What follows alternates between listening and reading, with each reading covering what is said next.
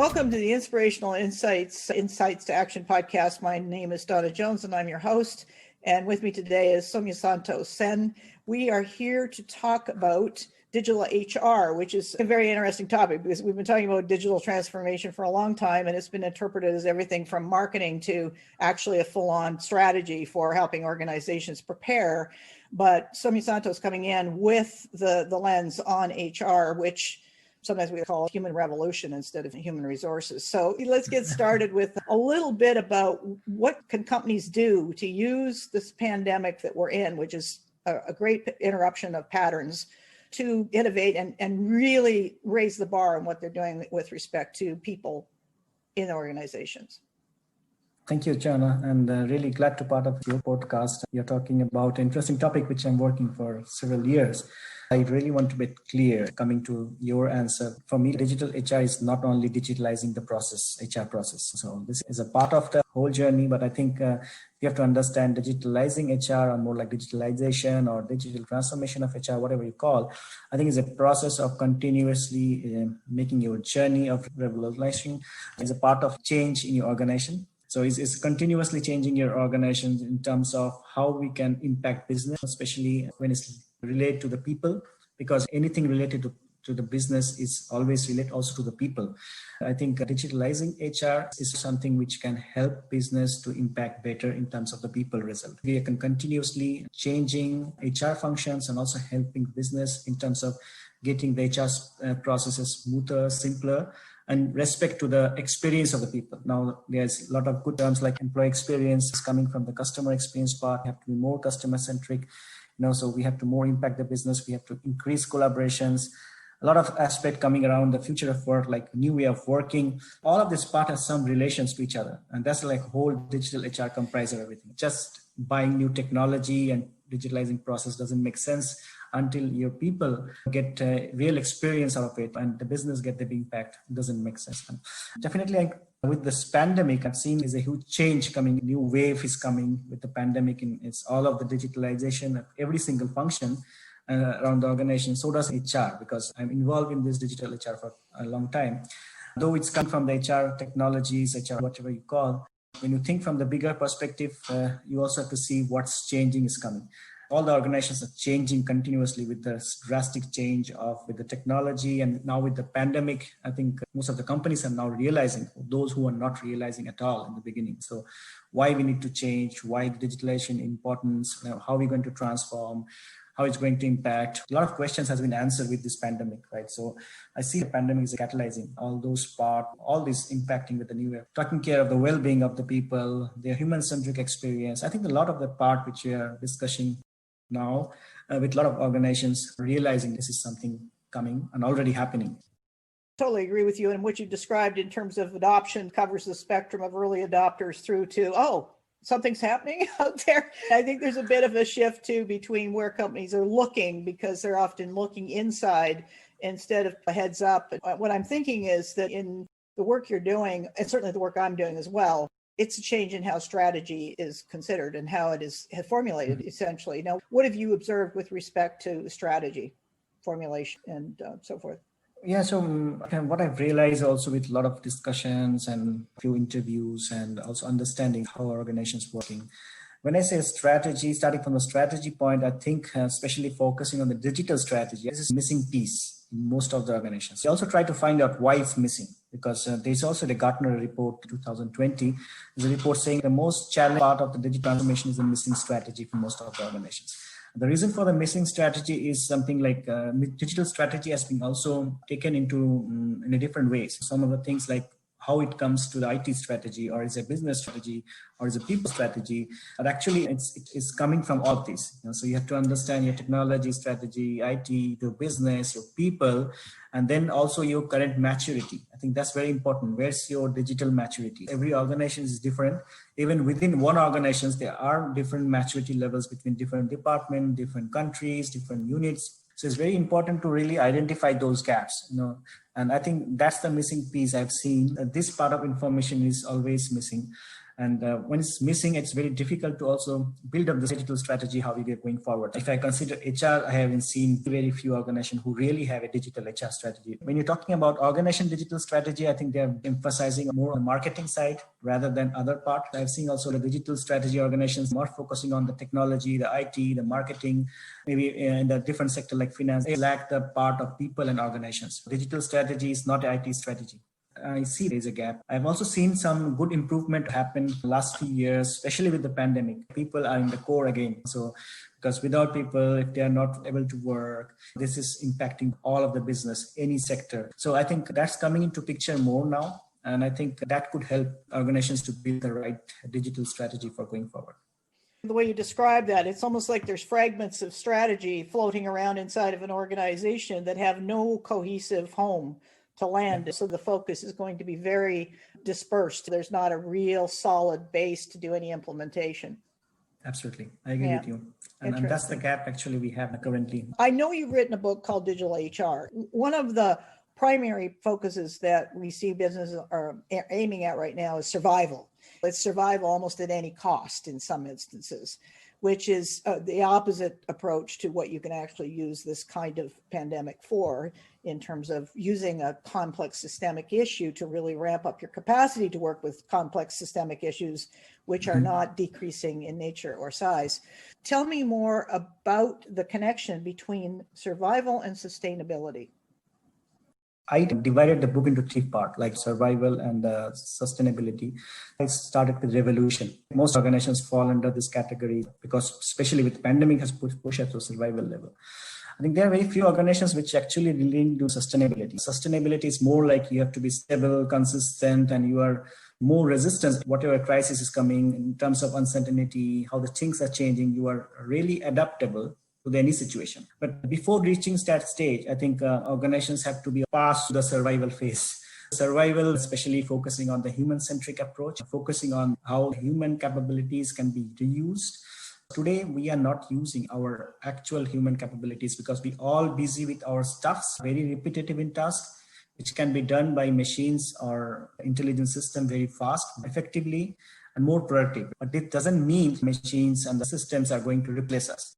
This is an opportunity to rethink about what capabilities we have as a human being in our job and how we can reskilling them in a better way, which can bring more creativity, more innovations, and more human-centric approaches and working, more collaborations. There are a lot of things which are changing in terms of leaderships and the skills of human beings. We have to emphasize more on that. The digital and the systems are going parallel. We have to really reskill and unskilling part, which is the survival part. Shape ourselves, reshape our organizations, our working human and machine together, not as a competitor, rather as a collaborative human and machine. That's the future, which is already happening. This is something in the survival phase. You start engage in adapting, working with the machines and reskilling. Sustainability is more stable. You can actually bring an innovation out of your culture. You use your new leadership skills to lead the organizations. You're focusing on your sustainability in terms of the environment, in terms of society, providing, working in a community, build ecosystem, because that's the future. None of the organizations are going to sustain alone and as a silos. A lot of our organizations are communicating together, like collaborating together to build ecosystem. Future, we are working in ecosystem. We start building in a community, share knowledge. It's matter what we are contributing to the society and we are contributing to the environment. So very good aspect or example is the UN development programs, 17 development programs. If you just go through them very clearly, you can find 10 to 12 very much linked to every organization in terms of the human beings, in terms of the way of working, in terms of the organizations impacting the society. A lot of initiatives has been seen, but very fragmented. It's a heterogeneous initiative. If we can bring together, we have a common purpose, I think then organizations can achieve sustainability easily. If you do a Google Trends search, which I did the other day playing around, the word meaning came right to the top.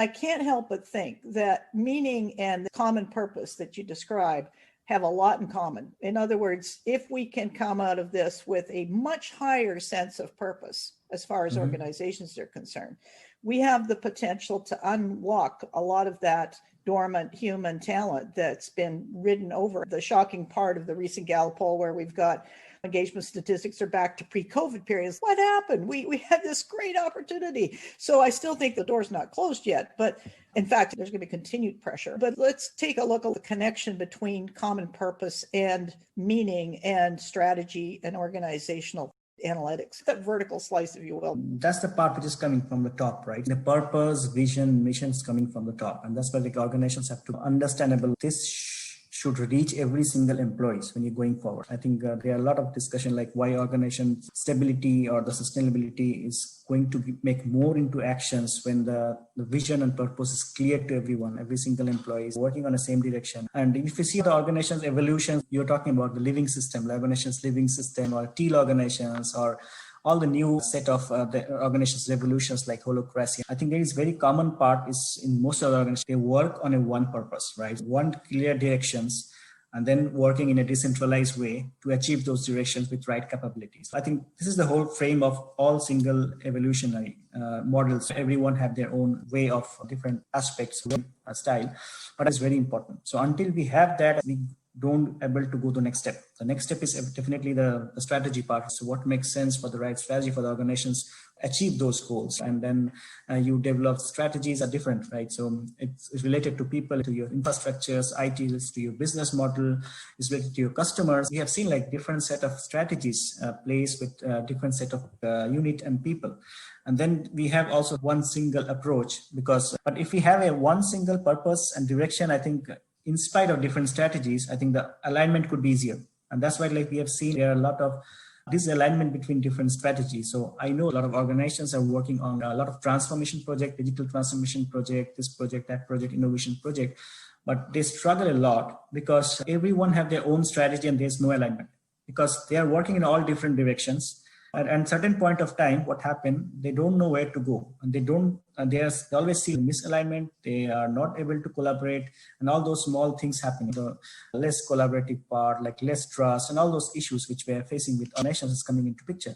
So I think that's very important part, like how strategic aligned you are in the company, whatever strategy you're using. And then based on those strategies, then you develop your programs. So like data analytics is a very centralized tool. I think all organizations should be placed in picture, not only because it makes effective decision, right? So if we have the right data, the facts, we can put it together and we can bring the right insight and the right story out of it.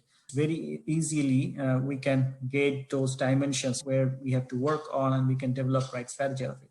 So I always see like when we start with the strategy, so I always emphasize on doing assessment, doing interview before to understand the current situation, what makes sense for the organizations, captures those data, listen to your employees, listens to stakeholders, the management team, captures those data, try to bring an insight which can really help to derive your right strategy. So it can help that part. So I think there definitely is a linkage between all of them. But we have to know like how to use them in a proper way. Then we can achieve the right goal. What you're getting at then is the leadership capability, because at some point, the leaders that are making these decisions, whether they're actual leaders in an informal sense, and here we're talking about organizational network analysis and org mapper, where those leaders start getting illuminated versus the leaders that are assumed to be leaders by virtue of being in authority position. Let's talk about the ones in an authority position, because they're the ones that the spotlight is on, and frequently they're the ones that are either getting in the way of or supporting the kinds of decisions that allow for big shifts to take place. What shifts in their thinking, what shifts in skill set do you see is essential for that category of leaders moving forward? There are different ways of leadership style. So authority and driven leadership is one of the typical old style. If you see the organization evolution, that's how they're coming from the history. And still, there are a lot of leaders across the organizations who still possess those skills, like authoritative leadership skill, like focusing on hierarchy. That's definitely impacting the overall growth of their business and impacting the people, because that's not actually the new way of leadership. The new way of leadership is more like a collaborative leadership. So authority is important and definitely in some of the decision making, but that doesn't mean to the one person. We have seen there are a lot of decisions has been made in a conscious way, and then more in a feedback driven way. A lot of companies is deriving or developing feedback driven culture.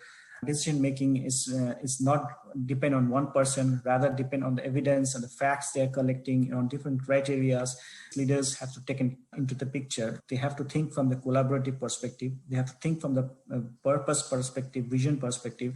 If you see the new way of leadership, I think the main task of the leader is like really to have everybody understand their current vision and purpose. They have to influence all their people so that they understand the vision, they follow their vision, they follow them, and they'll have to lead by example. It's not only about the I or me, it's more about the we. And that's the culture that leaders have to create in a new way of leadership. So the more collaborating, more as a we, more as a team working, and then achieve the purpose, common purpose. Even they are working with different style, working in a different decentralized way, even working in a different capabilities, but they achieve all together in the same directions. And that's making of the right directions, this control of the strategies and alignment. That's the leadership role now. Also, how we manage with this change is happening, how we manage all this transformation is happening. I think leading that change is one of the difficult part for every leaders today. Because I think you have seen that everybody likes to change, but nobody likes to lead the change. That's the part of the leaders. That's in the pocket of a leader, actually. They have to drive leading the change. It's not something you make a department of change management and they manage a change. That doesn't going to happen. And that's what actually happening in most of the places. That's why most of the organizations fail in these directions, because they don't know that's not the right way of managing the change. Leadership skills changing a lot. It's more authoritative and coming to more collaborative, leading by example. Those who are doing this, they're really successful. They are already great leaders to whom others are admiring. There are many examples. Fortunately, because what we've got here is a big shift. The organizational growth is tied to the leader's growth, essentially. Right, exactly. Now, you and I can talk about this conceptually here on the conversation, but you've worked inside some big companies and on global transformations. When you're inside and working on the inside, what are the biggest opportunities and what are the biggest challenges that are being faced in making this large scale shift in thinking from HR as a vehicle for a whole bunch of stuff that is not that much fun to deal with, to an HR that's more responsive and adaptive to the conditions that are surfacing inside the organization and outside? What have you seen in these larger companies in terms of the kinds of things that need to be overcome?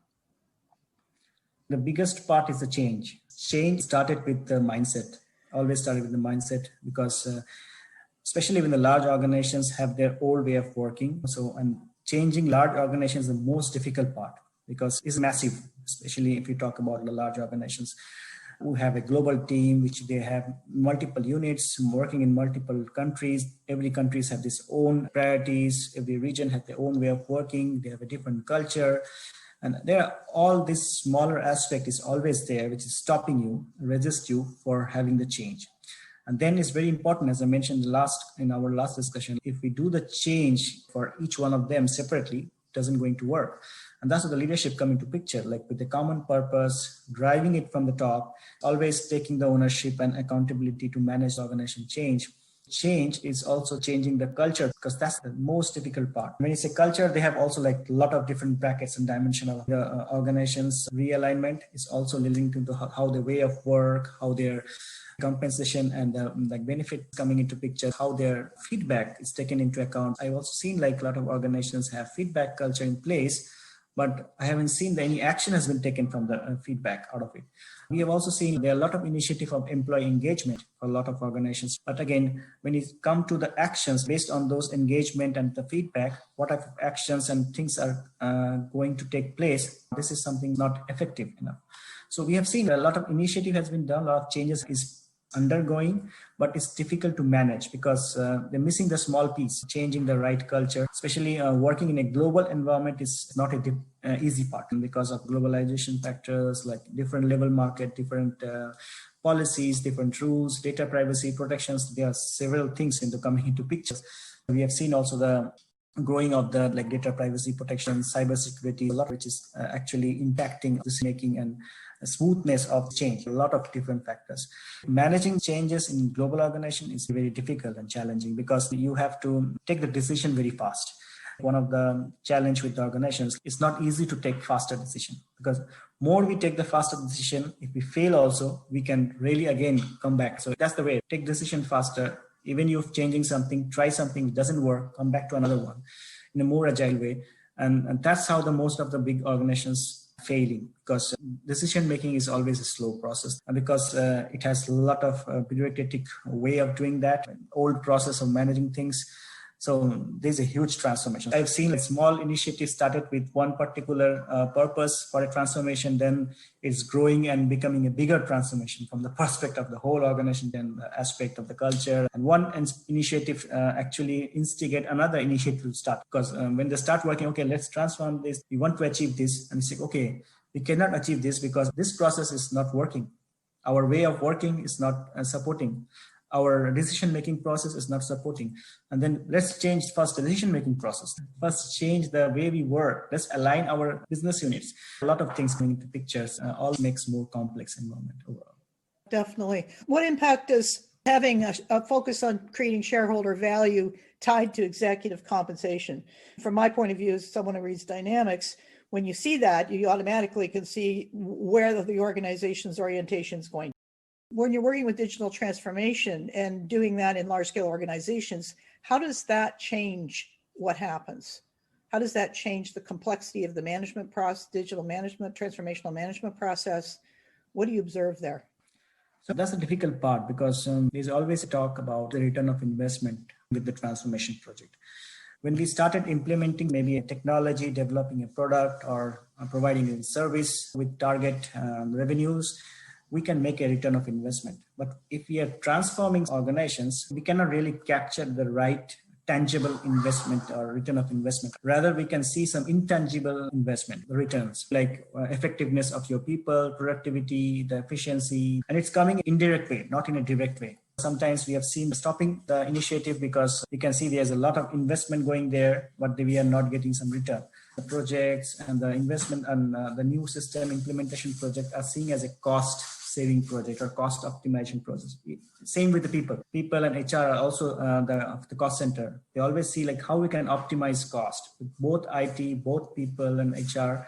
Today, I think this is not the fact anymore, because if we see digitalization as a cost optimization, I don't think it's going to work, because you really cannot think about that. You have to think like an investment for the future. You can also find the right linkage part between the investment and changing and impacting your business model and your way of working. That's the missing thing as well. Like it's not anymore a cost optimization. It's also like investment for learning, upskilling, your having your talent ready, your talent available for your work or your investment, other things. So those things are coming into picture today.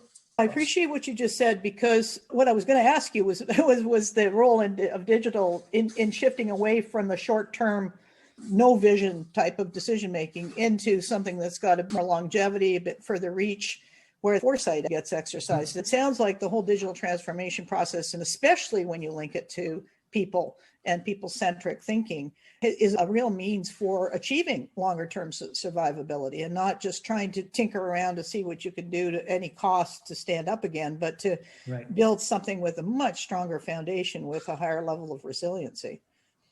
I think that should be at least the target, and the purpose should actually link to the long-term goal, not the short-term. And definitely we should have a long-term goal. And the purpose should be vision for the future, not for today. It should not relate to what we are doing today. It should be related to what we can do tomorrow to make it better. That's the difference. Sometimes we have seen this is what we are doing today. Let's make this digitalized. Let's use more technology. I don't think this is going to achieve any good result in the future, because whatever we're doing today, if it's good, we don't need to really transform. So if this is not good, that's why we are going to transform. It's also important like to think first your standardizations and optimization of your process way of working today, so that we can really use the right technologies, we can really digitalize in a way which can help in the future. And that's why it's very important. So I always also suggest have a long-term goal and have multiple roadmaps. So have a short-term roadmap. This term, we will achieve this. Based on that, we may go for a mid-term roadmap and long-term roadmap. We can have a long-term strategy in place, but we can have a shorter roadmaps to achieve this. We can always have a recheck those strategy. Okay, are we on the right track? Or we need to also change the strategy maybe in the meantime because of this situation. Those strategy which we have developed in 2019, even on 2019, have to be changed in 2021 based on the COVID impact. So this doesn't going to work. It's a totally new dimension and philosophy is coming from the COVID. We don't have to stick to the strategy into the wall poster, rather we have to think like in a more agile way, ready to change whenever there's a need.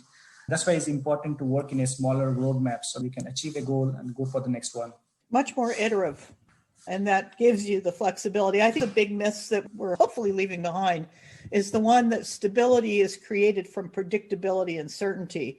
In fact, what we're doing is creating stability through working with the unpredictable and the uncertain, but differently.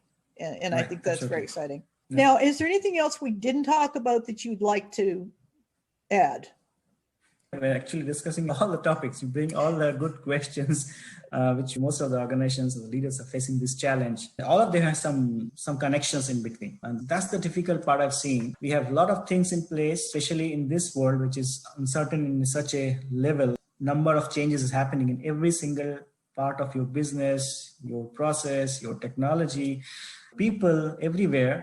It's very important that you really connecting those dots and make your strategy align as always, as you mentioned, like iterative way, so that we always flexible enough to change. That's the sustainability we can achieve. So once we adapted to that environment, we are flexible enough to change it fast and we can adapt easily. That's how the organizations become more sustainable. So then whatever happen, they can always adapt. There is no fixed recipe for sustainability. I think there are always the recipe is that you have to be more flexible, more adaptable, and then more risk-taking, and then you're using a new way of working and leadership into the picture. Great summary. And the other word that you brought up was risk, changing how we see risk. Most often I see in organizations, there's a fear of risk. It's risk aversion. For fear we lose what we've already built. But if you don't take that risk as an opportunity, essentially, if you don't shift it to seeing an opportunity, calculated risk, it's not reckless risk, it's calculated, but it's not certain. If that had happened back in the Kodak days and the infamous story, they'd be in charge of digital cameras today. It's one of those opportunities to really reframe some of the words that we use commonplace in organizations and what we associate with them and step forward with a different view. Yeah, absolutely. So that's the point. Like we have to convert the threats into the opportunities. And that's the starting point of the strategy, right? How we convert those threats into opportunities. There's always a mitigation in place for any risk. Sometimes mitigations are easy, sometimes difficult, but we have to take it if you really want to make a sustainable living system for your future. That's important. I'm on the west coast of Canada. You're in Germany, compromising your dinner hour to have this conversation with me. Thank you for doing that. Where can people find more information about your work? Tell us more about where to find you. So I think the best way to contact me is the LinkedIn. My contact book is actually LinkedIn. I share most of the things in the LinkedIn as well. And I have some publications, as you mentioned, in Medium. I also publish in other media companies as well. I have written a lot in my book related to the whole changes, what is happening currently and where HR is playing a big role because it's responsible for the people in most of the organizations. I will advise to read the book and also provide feedback, what you see in your current organizations, your current experience, what is coming around. I'll be happy to always collaborate and help. Thank you for being on the program. I hope we get a chance to work together. I'd certainly learn a lot from you. Thank you, Donna. Thank you for your time to conduct this podcast. My pleasure. I'm happy, very glad.